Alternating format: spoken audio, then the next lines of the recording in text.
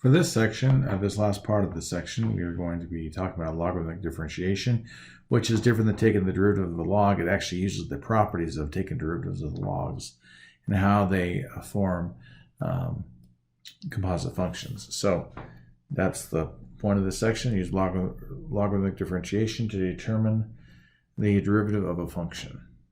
So here's the process. Differentiate y equals h of x.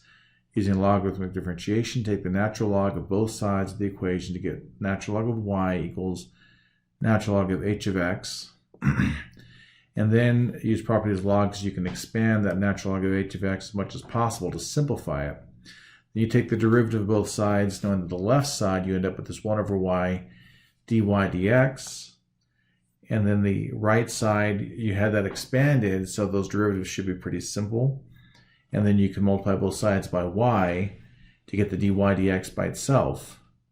And then just remember that y was h of x, the original h of x, and you can make that substitution. So then you have your function dy dx in terms of just x. Okay, so let's take a look at this. Just remember these properties of logarithms. We have the product rule, log base b, what is it jumping around? Log base b of mn, m times n, is log base b of m plus log base b of n. The quotient rule for logs, log base b of m over n, is log base b of m minus log base b of n. Power rule for logarithms, and we're going to do natural logs, so I mean, don't worry about the b stuff. Log base b of m to the n, that power can come out in front, and then change your base. Log base b of m is log base n of m over log base n of b, as long as n is positive. Okay, here we are for our first example.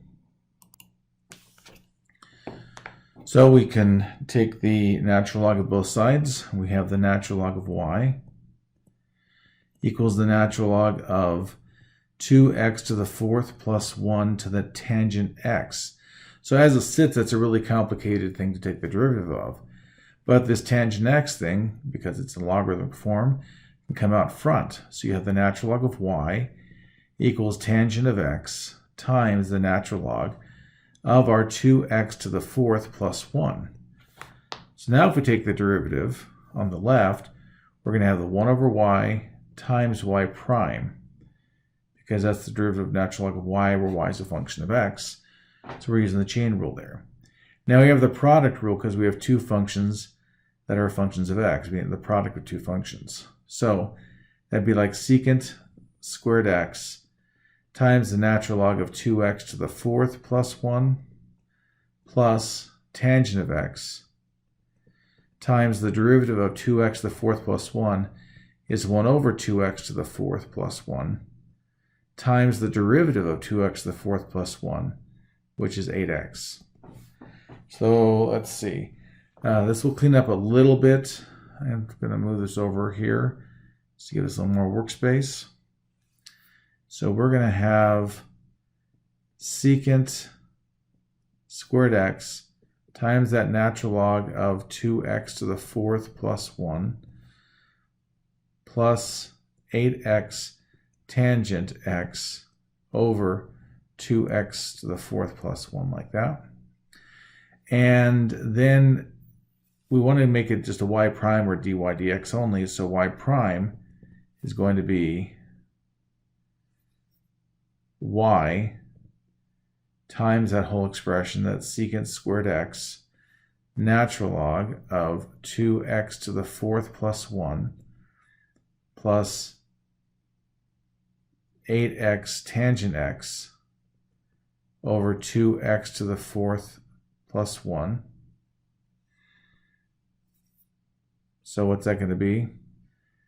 Our original function was 2x to the fourth plus 1 tangent x. So it's 2x to the fourth plus 1 to the power tangent x, I should have said to the power tangent x, I apologize, times everything that's left. The secant squared x times the natural log of 2x to the fourth plus 1, and then plus 8x tangent x over 2x to the fourth plus 1. And if you want to take it a step further and distribute that 2x to the fourth plus 1 to the tangent x power, you can do that, but this is a sufficient answer. Okay. I'm going to keep going.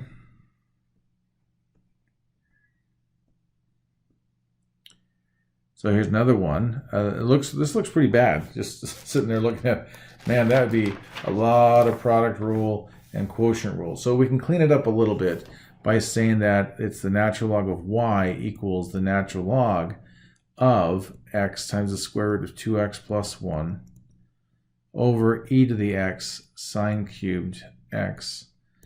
And this lets us say that it's natural log of y equals the natural log of x plus the natural log of the square root of 2x plus 1, it's an x, plus, or I should say minus, natural log of e to the x minus natural log of sine cubed x. And let me clean it up a little more, expand what I can. So that's going to be a natural log of x times 1/2 natural log of 2x plus 1, because the square root means the power of 1/2, minus our natural log of e to the x, minus 3 natural log of sine x. So now that our y prime is going to be taking the derivative, we have 1 over y prime equals 1 over x, this should be a plus 1 over 2 times 2x plus 1 times the derivative of 2x plus 1 is 2, so that's going to reduce with the 2 there, minus natural log of e to the x is just 1, minus 3 times, if you remember earlier, a natural log of sine x derivative was it was a cotangent, but I'm going to just call this our cosine of x over sine of x, because the derivative is going to be 1 over sine x times the derivative of sine, which is cosine of x. Now our y prime is going to have y multiplied by all of that, and I think we could just write it like, I know we could just write it like this. In fact, the book leaves it as x times the square root of 2x plus 1 over e to the x sine cubed x times all this stuff. 1 over x plus 1 over 2x plus 1 minus 1 minus, I think they leave it as 3 cotangent x, in fact. And we'll leave it there. I was playing around working on this problem. I did expand it out. It gets pretty messy. It doesn't clean up at all. But I was able to combine the sign from that one term, the final term, with a sign down below. But it doesn't really help that much. Okay. Find the derivative of y equals x to the r. R is an arbitrary real number. So you may think, oh, have we already done this? And we have, but this will let us do it for any real number. Because we did it for integers, we did it for rationals, now we'll do it for any real number. So if we look at the natural log of y equals the natural log of x to the r, we can see that as r natural log of x. So that 1 over y prime, which is the derivative of natural log of y, is going to be r times 1 over x. So y prime is going to be y times r times 1 over x. What was y? Y was x to the r. So it's x to the r times 1 over x. Now check this out. I have an x to the r and 1 over x, essentially subtracting one of the x's out of that power. So that's r x to the r minus 1, as we might expect it to be. There you go. Let's try another one here. Use logarithmic differentiation to find the derivative of y equals x to the x. So we can call this natural log of y equals the natural log of x to the x. And again, that power can come out front. So that's going to be x natural log of x. So when we take this derivative, again, the derivative of natural log of y is 1 over y times y prime. That's going to be the product rule.